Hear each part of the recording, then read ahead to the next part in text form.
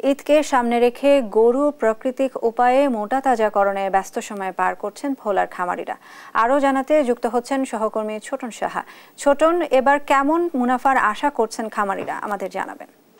আপনি যেমনটি বলছিলেন, ঈদকে সামনে রেখে কিন্তু গরু মোটা তাজাকরণ কিন্তু সেটি কিন্তু খামারিরা করছেন এবং আমি রয়েছি ভোলার ইলিশার একটি খামারে এবং দেখতে পাচ্ছেন এখানেও কিন্তু দেশীয় গরুর সমারোহ রয়েছে এবং খামারিরা বলছিলেন যে প্রাকৃতিক উপায়ে যে সমস্ত ঘাস এবং ফুল রয়েছে সেগুলো দিয়ে কিন্তু খাইয়ে গরুগুলো তারা মোটা তাজা করছেন বাজারে বেশি মূল্য পাওয়ার আশায়। তো আসলে তাদের একটি আশঙ্কাও রয়েছে যে এবছর যদি ভারতীয় গরু বা বিদেশি গরুর বাজারে উঠে সেক্ষেত্রে তাদের যে লাভের আশা করছেন সেক্ষেত্রে কিছুটা হলে তারা লোকসানের মুখে দেখবেন। আমরা একজন খামারির সাথে কথা বলবো এবং তার কাছে জানতে চাইবো যে আপনাদের গরু মোটা তাজা তো করছেন, তো আসলে কি ধরনের লাভের আশা করছেন এবছর আপনারা?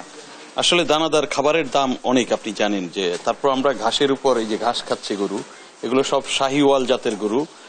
আমি এই খামারটা গড়ে তুলছি ম্যাক্সিমাম শাহিওয়াল জাতের গরু কোরবানির উপলক্ষে রেখেছি। আর এখানে একটি ব্যাপার যে আসলে পড়াশোনার ফাঁকে ফাঁকে বা আপনি যদি চাকরি খুঁজেন, চাকরি না খুঁজে স্বাবলম্বী হওয়ার জন্য এই জাতীয়, এইবার আমি 35টা গরু বিক্রি করব। আমার 7 জন মোট কর্মচারী আছে, কর্মকর্তা যারা।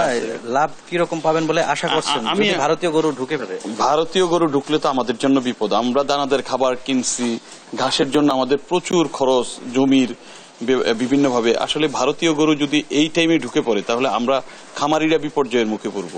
আমাদের গরু অনেক কম টাকায় বিক্রি করা যাবে এবং সেক্ষেত্রে আমরা লসের মুখেই পড়ব ম্যাক্সিমাম খামারি। ধন্যবাদ।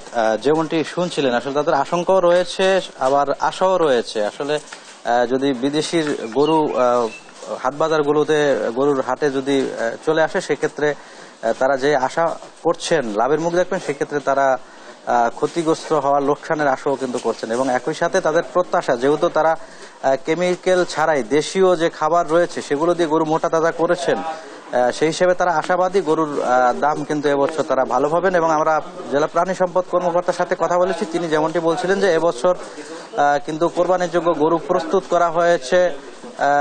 আপনার যে চাহিদা, সেই চাহিদা রয়েছে 90,000, কিন্তু সেখানে সরবরাহ রয়েছে 1,02,000-এর মতো। এবং এবছর যে 103টি পশুর হাট বসবে এবং অনলাইন এবং সরাসরি এই হাটগুলো বসবে, সেখানে কোন গরুর কেনা বেচা হবে এমনটি বলছিলেন। এবং একই সাথে বলছিলেন যে হাটগুলোতে তারা ভেটেরিনারি টিমও কিন্তু বসাবেন, কারণ হচ্ছে যাতে কেমিক্যাল খাইয়ে যে সমস্ত গরু মোটা তাজাকরণ করেছেন সেই গরু যাতে হাট বাজারগুলোতে বিক্রি করতে না পারে, সেজন্য